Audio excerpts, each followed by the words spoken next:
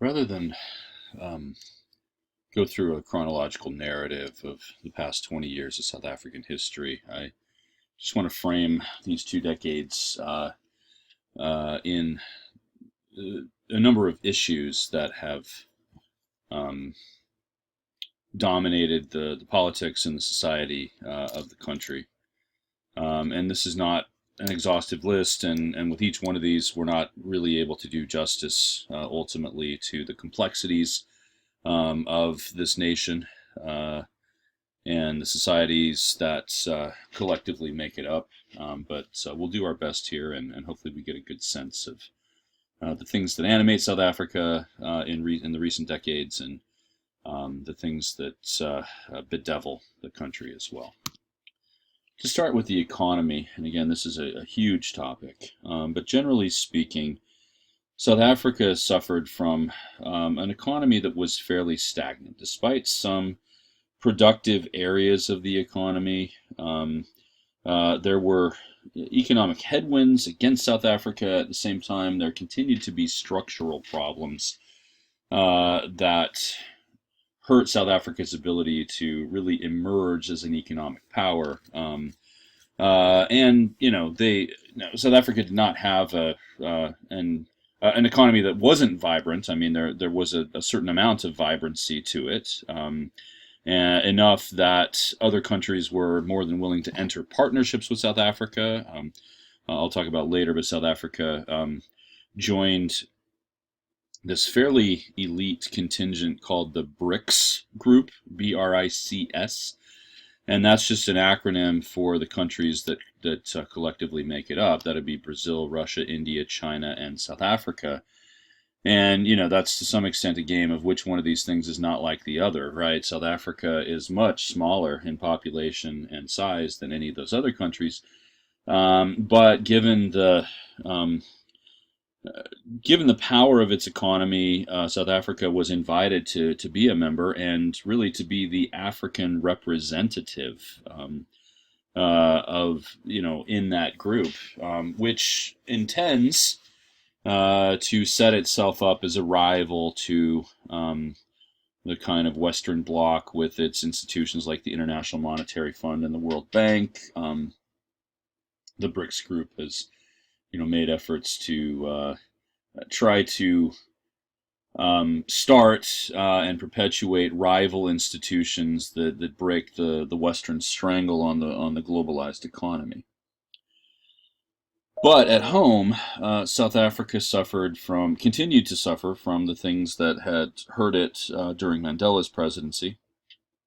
The rand continued to drop like a stone against other currencies, especially the US dollar. I think at its weakest point, it was something like 13 rand to the dollar, down from about 3 rands to the dollar in the mid-90s. And this is not a bad thing in and of itself. A currency that trades fairly weak does tend to spur foreign investment, because that means that other countries find it cheaper to do business in the country with the weak currency. China has artificially kept its currency low over several decades because it relies so heavily on exports to fuel its economy.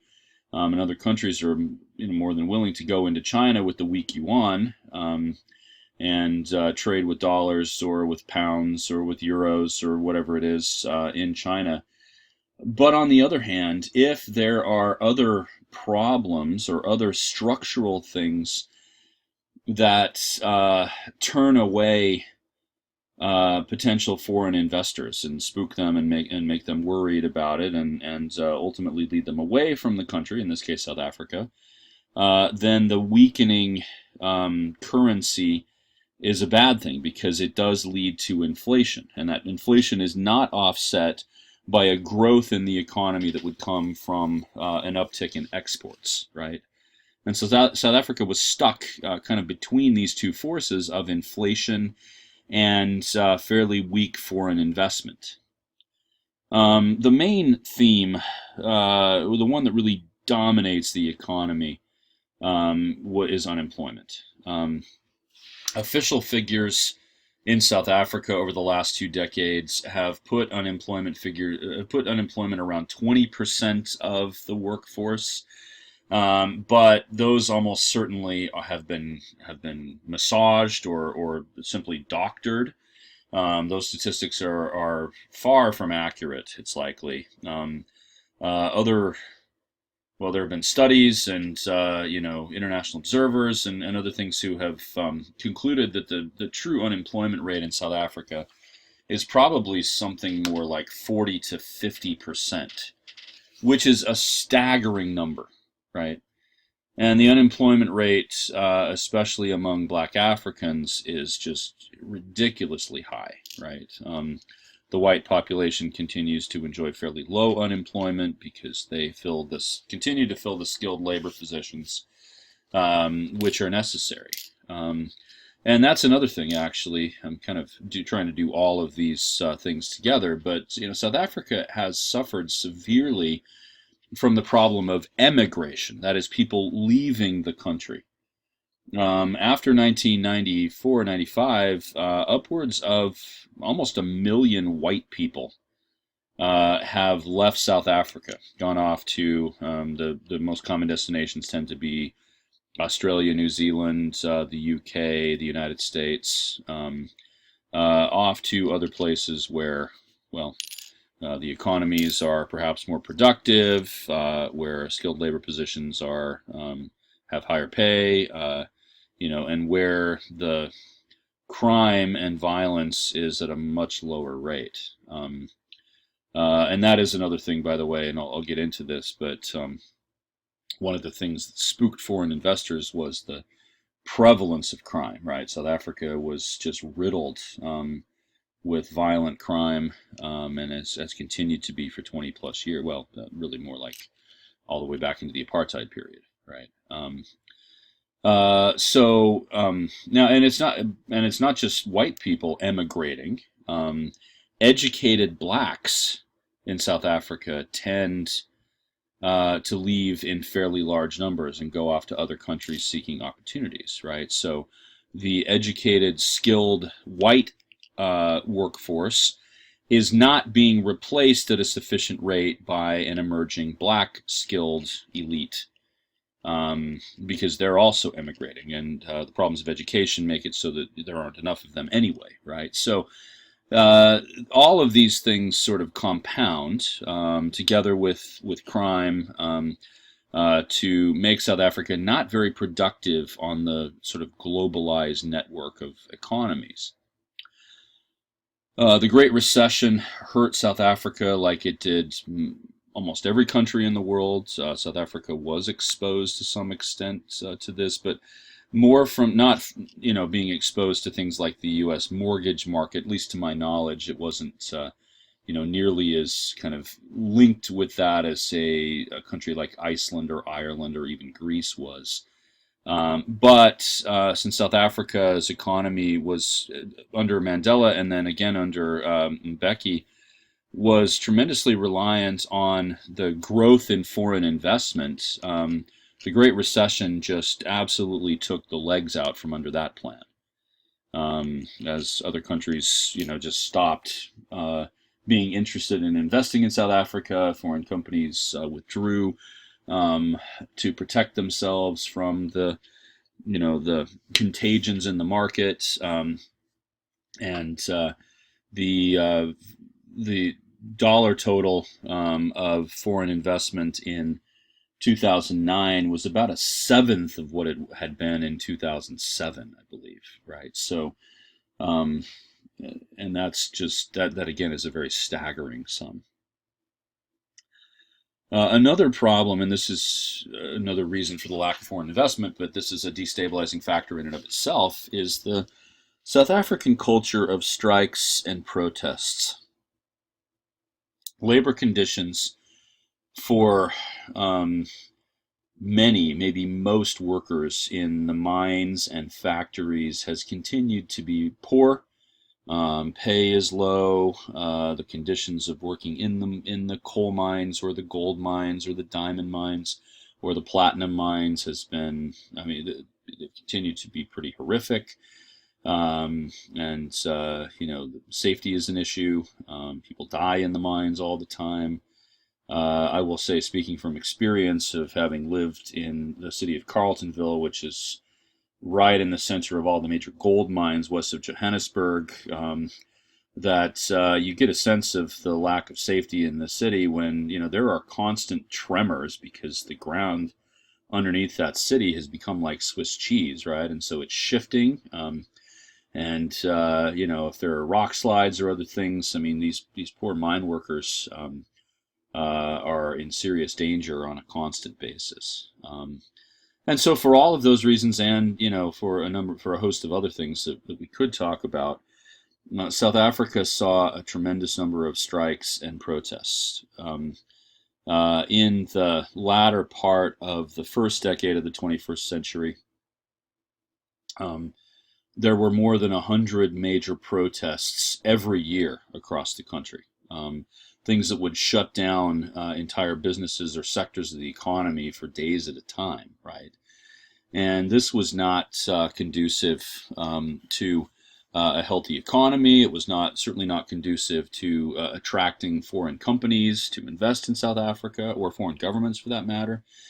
And at times, these strikes and protests turned violent. In August of 2012, and this brings up another issue here. In August of 2012, at the Marikana platinum mine, strikers engaged with police. The police ended up opening fire and killing 34 people and injuring about 80. The photograph at the top left of the slide here is of what came to be known as the Marikana massacre. And this evoked memories of Sharpeville and of the Soweto uprising, right? It led a lot of people to say, we have not come anywhere, any distance from the kind of police state that existed under apartheid. Even though the police forces in South Africa have become almost entirely black, only about 10 or so percent of the police forces in South Africa are made up of white police officers at this point, which is, of course, a sea change from what it was under apartheid, where it was closer to 50-50. The police have continued to be the source of a great deal of frustration and of protest, and occasionally sources of violence, right? And so, the Marikana massacre was only one very spectacular and horrific and tragic example of that. But the police are not respected in South Africa, and this dynamic is a contributing factor to the incredible prevalence of crime, especially in the cities of South Africa. Right, South Africa has had for the last 25 plus years one of the highest, if not the very highest, murder rate in the world. I think at times it was only eclipsed by countries like Iraq and Afghanistan and maybe Russia, where organized crime was a huge factor. And so, murder has been pretty horrific. Rape has continued to have one of the highest rates in the world in South Africa. Still, carjackings and other violent crimes have continued to perpetuate, and this is not just in the inner cities. Like I said in an earlier lecture, the crime often spills over into the suburbs, even fairly wealthy neighborhoods, to the extent that there are neighborhoods in South Africa that are basically walled, armed, barbed wired compounds with guards armed with machine guns patrolling on a constant basis. And this does not lend itself to the visuals of this are really bad, right? This does not lend itself to harmony between different classes of people, even between races, and to the growth of a civil society that is really engaged with the issues of South Africa. So crime is a major factor that reaches into every home, every part of the South African economy and South African society. The AIDS crisis is a huge topic. It's one that has, of course, a great deal of tragedy involved with it. I will speak from personal experience of having met people who were HIV positive or had full-blown AIDS when I lived in South Africa in the mid-1990s. That, this is spread almost entirely through heterosexual contact or through through blood transfusions and things like that. Right, the healthcare system has been partly at fault for this. But AIDS spread at an alarming rate. By the turn of the 20th century, something like 10% of the population of South Africa was HIV positive. There were 4 to 5 million people infected with this, which is a higher number, by the way, than any other country in the world, even though the infection rates in Botswana and Malawi and a couple of other countries perhaps were higher. Botswana had something like a third of the population who was HIV positive. But the 10% in South Africa meant that there were more HIV positive people in South Africa than in any other single country in the world. Now, to combat the onset of AIDS from HIV, I don't know how much you know about the pathology of HIV/AIDS, but HIV is a virus, briefly, that destroys the human immune system. Human immunodeficiency virus is what that stands for. And AIDS is the syndrome that results from the weakened or destroyed immune system. AIDS can take many forms. Usually, a person who dies of AIDS ends up dying of pneumonia because their body simply can't fight off any infection. But it's not the fact that they, it's not just the pneumonia, it's the fact their body, the immune system of their body has been destroyed, right? But it often takes a while for a person to go from being HIV positive to having full-blown AIDS, and that can be, of course, the effects of this can be mitigated, or AIDS can be staved off. At times for decades, right? Consider Magic Johnson, the famous basketball player. He was diagnosed as being HIV positive in 1991, and now we're almost 30 years on here, and he is still very much alive and still active, and the HIV has never erupted into a full-blown case of AIDS because as a wealthy person, someone with connections, he's able to obtain the best of all of the possible drugs, right? The antiretroviral drugs. But these things are expensive. Now, there were aid agencies, including the U.S. government, who were willing to subsidize this, but the South African government was looking at a major expense to obtain these antiretroviral drugs. And so Mbeki, during his presidency, sort of put off making decisions about this. He said, we don't want to obtain these from other countries because they're expensive and these countries are taking advantage of us. And so, we're going to wait and have South African scientists and physicians produce our own antiretroviral drugs through government funding, and, then we'll be able to get them cheaper. And so, they kind of kicked the can down the road. In the meantime, people were dying of AIDS in shockingly high numbers. And Mbeki, toward the end of his first presidency, started to make some really odd decisions. This is the thing more than anything else that hurt Mbeki's reputation, at least in the eyes of the international community, if not domestically as well. And that is, he started to listen to the distinct, very tiny and radical minority of scientists and physicians who said that HIV and AIDS were not connected to each other. and that and moreover, some of these even produce conspiracy theories to say that antiretroviral drugs were part of a an American-led conspiracy to dominate other countries. That other countries would become dependent on these drugs, and this would lead ultimately to the United States subjecting these other countries to their dominance. And so Mbeki started to listen to this, and his rhetoric changed to embrace this. He even appointed a health minister who was one of the foremost of these kind of conspiracy theory fringe scientists, right?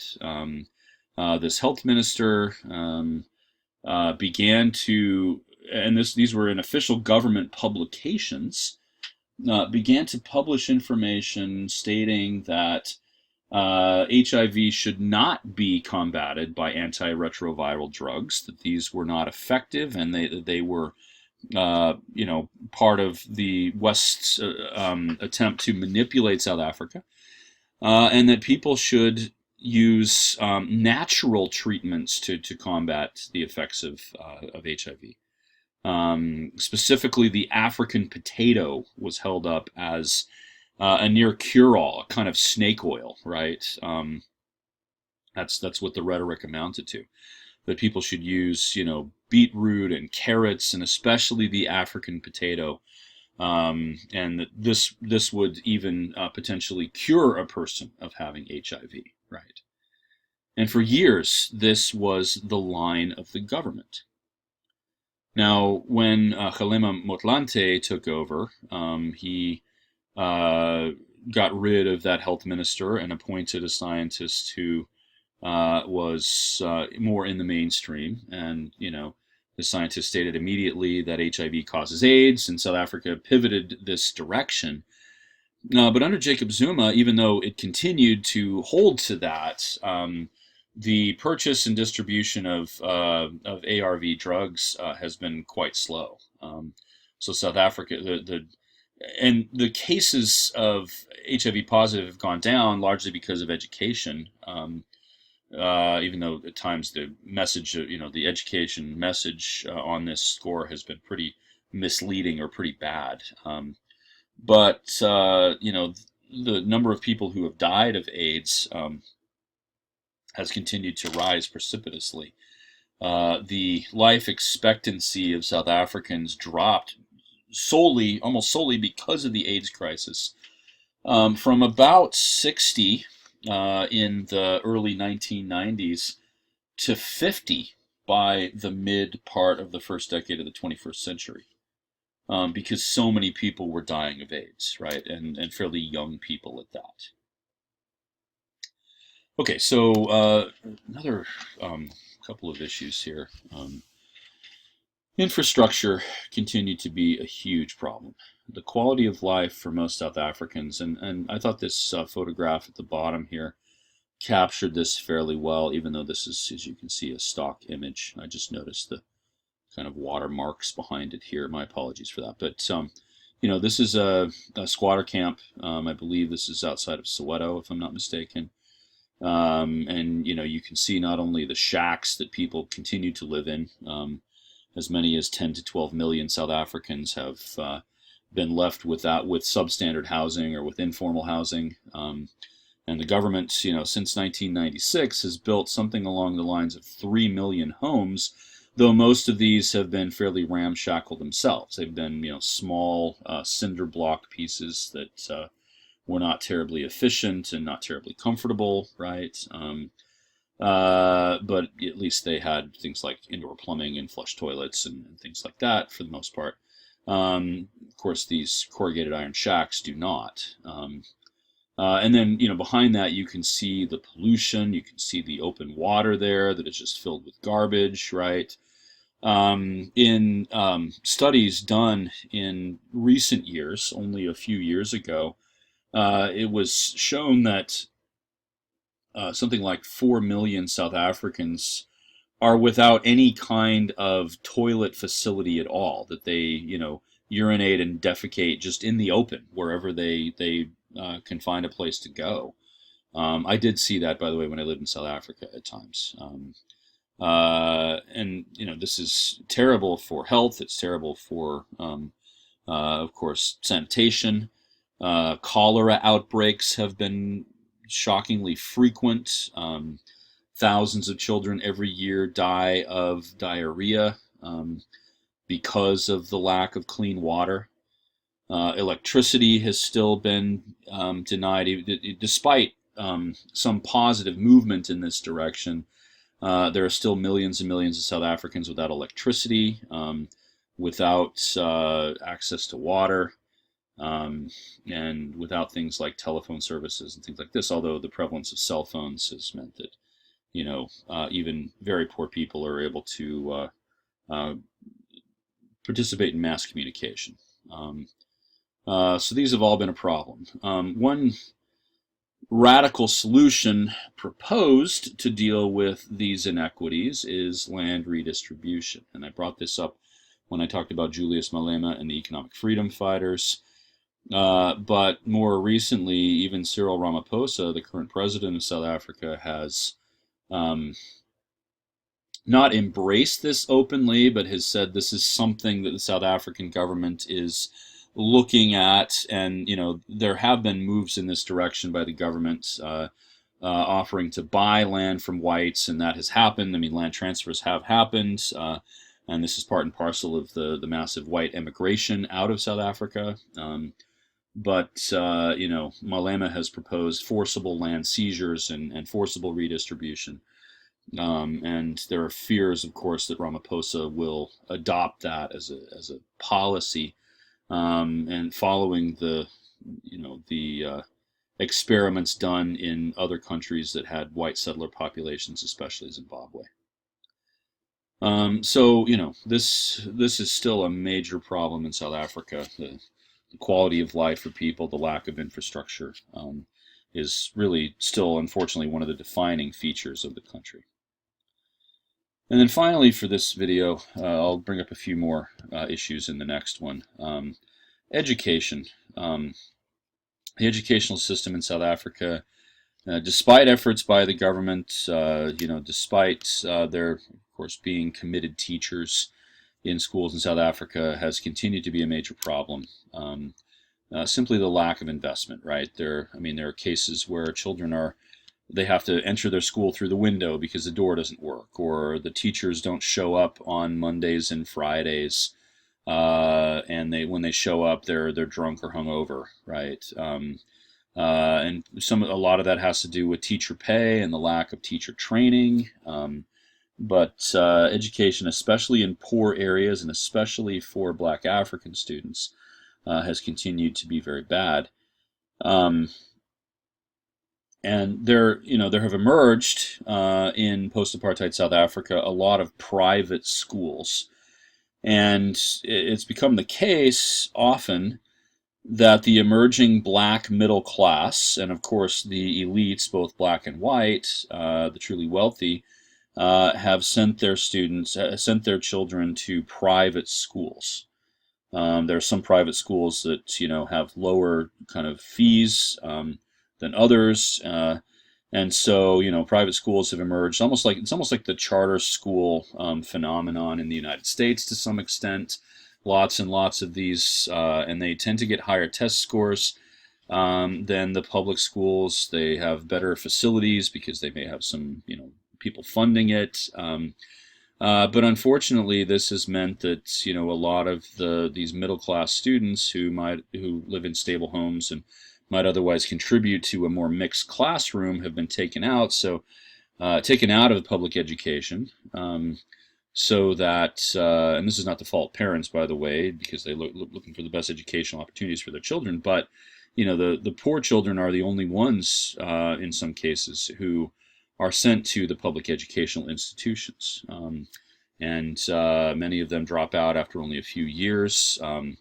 I think that the statistics are that only somewhere between 10 and 20%, if that, in fact, I can't remember exactly what it is, but it's very low, of South Africans who start the educational system, who enter in grade one, as they call it, what we would call kindergarten, or I guess first grade, end up going to university. Um, and the universities have been cut down.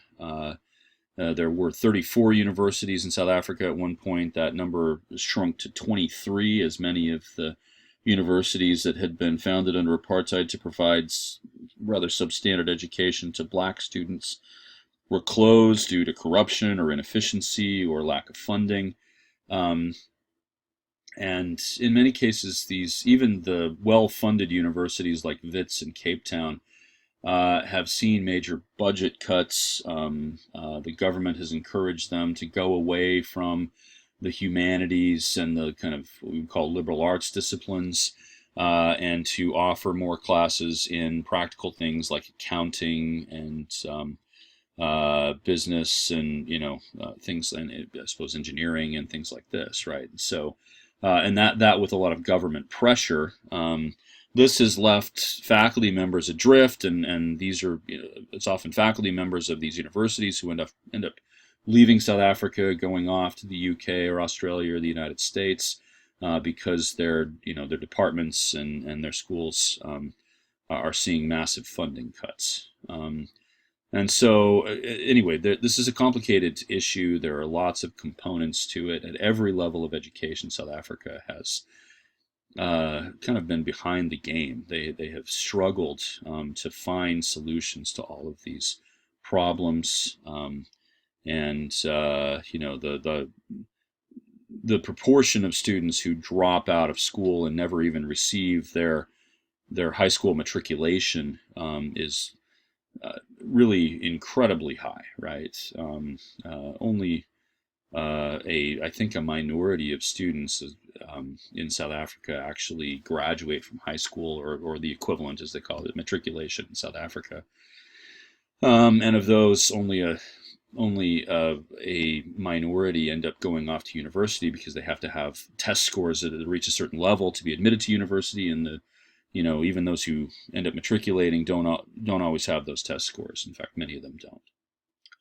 All right, so that's enough for this lecture. This has gone on long enough. There will be one more talking about some issues and giving some concluding thoughts.